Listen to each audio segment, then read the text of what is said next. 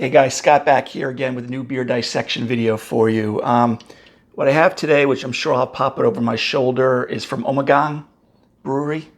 It's called Gnommegang. It's a Belgian style blonde ale, so obviously it's going to be the family of beers like Duvel, Delirium Tremens. It's a Belgian golden strong ale. I have done a what is style video on this. I think I was doing Delirium Tremens, so if you're interested in that type of stuff, take a look under what is style. I go through a lot more history. I'm just going to highlight a few things today, but a lot more history about the style and from Mookart Brewery and Duvel and things like that. But Ommegang is from Cooperstown, New York, I believe. They're similar to Allagash in the United States. They brew a lot of Belgian-style beers, so whether it's Golden Strong, I think they do a dark strong also, or a Belgian quad. This one's coming at 9.5%. Of course, it's in roughly a 16-ounce can.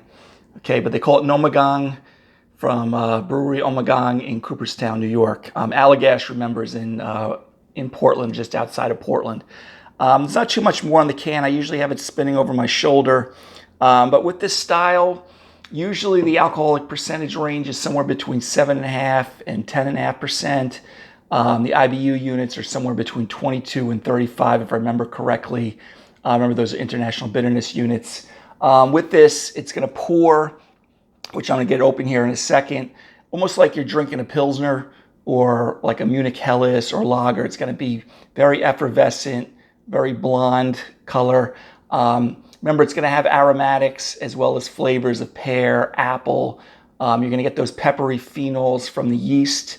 So you almost, not like you're throwing pepper in your mouth or on your nose, but you'll kind of get some of that character to it. So if you ever have a beer like this particular one, or Duvel, or Parat, or what's the other one? Delirium Tremens, and any other Belgian Golden Strong, because of the yeast, that's why you're getting, if you think you're getting a little pepper in there, or the phenolics from there, that's exactly what you're getting, the reason why you're getting it. So again, you're gonna get fruity esters, like I said, with pear. Some people perceive it as apple.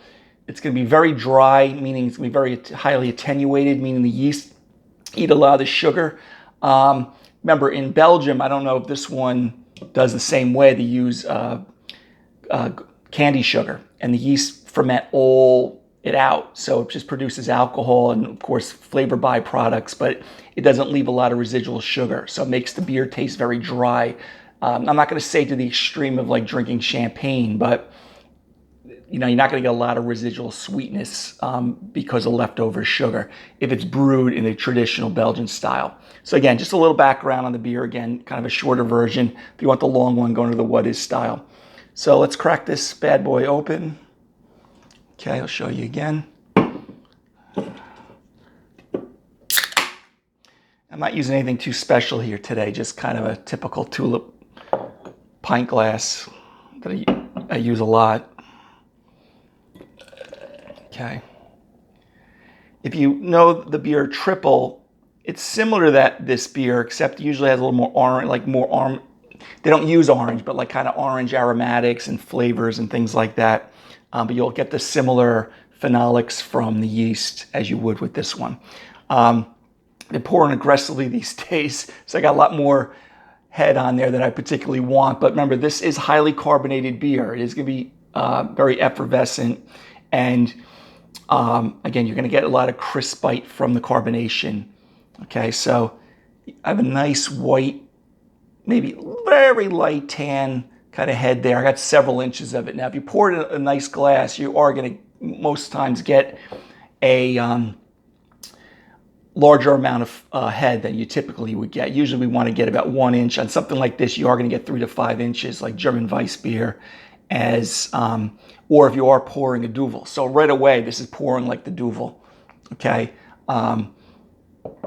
Other than that, let's take a sniff of the aroma. Yeah, so you get the aromatics of the esters and pear,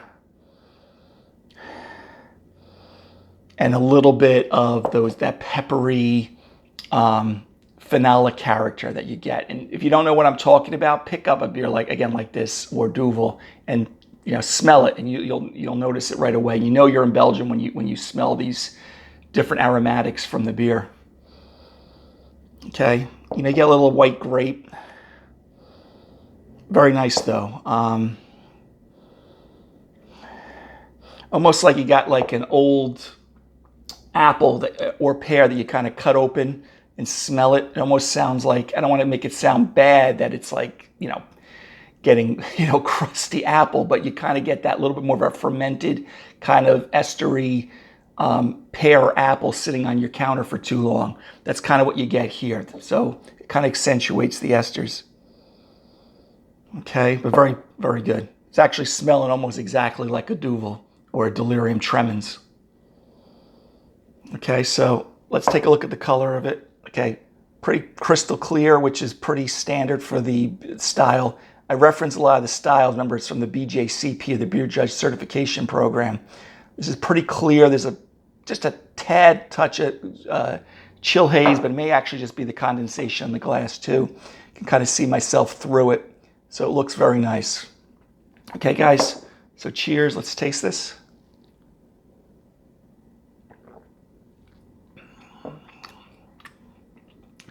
So right away, it's a Belgian Golden Strong, very highly effervescent, highly carbonated. Low to medium body. Remember these, because the yeast are eating out a lot of the sugars and have a high attenuation, it will be drier. So it is definitely dry beer for the alcoholic percentage that it is. I get like the apple, that pear, but I also on this one, almost like it's a little bit leaning towards a triple. You get a little bit of that kind of candied orange on the aftertaste, which is kind of nice too. So it's probably not as crisp and attenuated and neutral like Duvel and Perrot and the ones I mentioned earlier, but it's very nice though.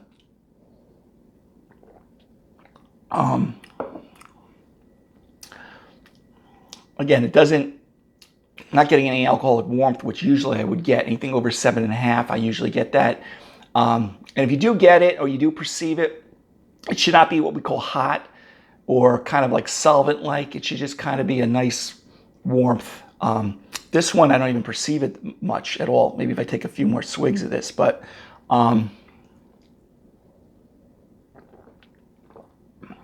very good, guys.